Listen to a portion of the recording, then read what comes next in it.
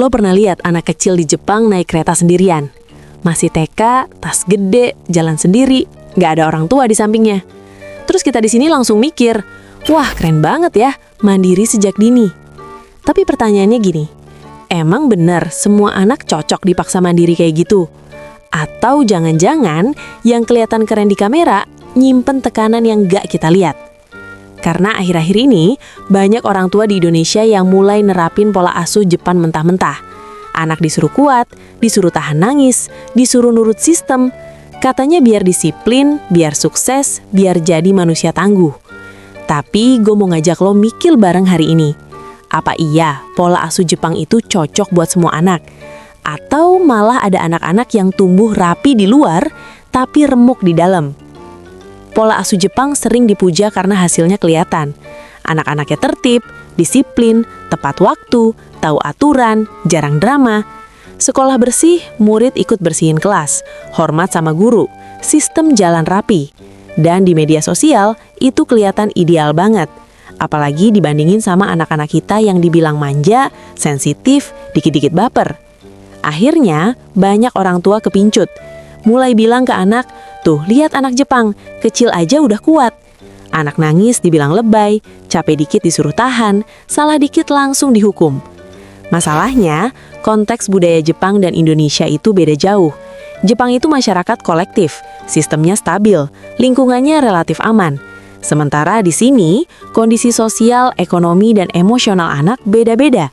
Dan yang sering kita lupa, pola asuh itu bukan soal kelihatan keren di luar, tapi soal dampaknya di kepala anak. Poin pertama, mandiri versus dipaksa dewasa. Di Jepang, kemandirian diajarin pelan-pelan, konsisten, dan didukung sistem. Anak dilepas, tapi lingkungannya aman. Orang sekitar peduli, sistem jalan. Masalahnya, banyak orang tua di sini cuma ngambil hasil akhirnya. Anak langsung disuruh mandiri tanpa jaring pengaman.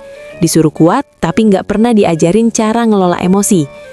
Akhirnya, anak kelihatan dewasa sebelum waktunya. Bukan karena siap, tapi karena nggak punya pilihan.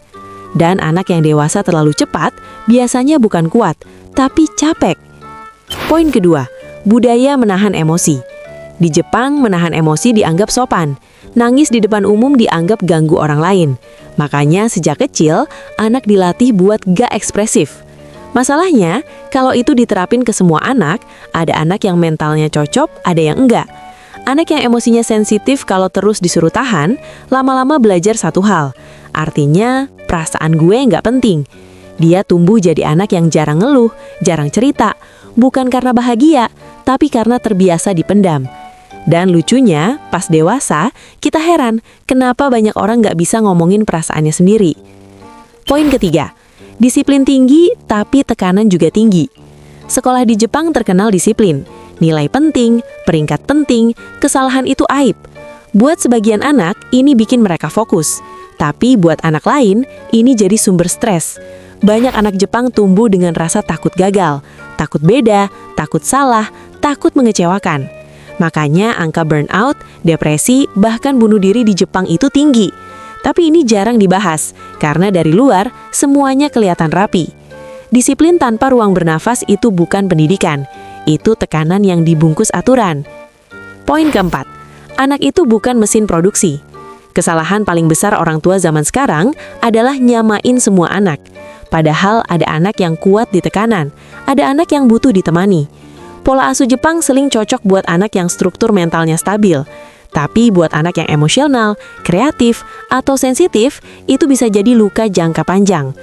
Anak bukan proyek, bukan eksperimen budaya, dan jelas bukan mesin yang tinggal di program disiplin. Masalahnya bukan pola asuh Jepang itu salah. Masalahnya ketika kita maksa semua anak pakai sepatu ukuran yang sama. Anak yang kelihatan kuat belum tentu sehat. Anak yang diam belum tentu baik-baik saja. Kadang anak gak butuh diajarin jadi kuat. Dia cuma butuh ditemenin pas lagi rapuh. Karena luka terbesar anak itu bukan karena dimarahin, tapi karena tumbuh tanpa pernah merasa dimengerti. Kalau lo orang tua atau calon orang tua, gak ada salahnya belajar dari Jepang. Tapi jangan lupa, anak lo bukan anak Jepang, lingkungan lo bukan Jepang, dan kondisi emosional setiap anak itu unik. Didik anak sesuai zamannya, tapi rawat juga perasaannya. Kalau lo ngerasa konten ini relate, like video ini, tulis pendapat lo di kolom komentar, dan subscribe biar kita bisa ngobrol lebih jauh soal realita pola asuh dan kehidupan muda-mudi.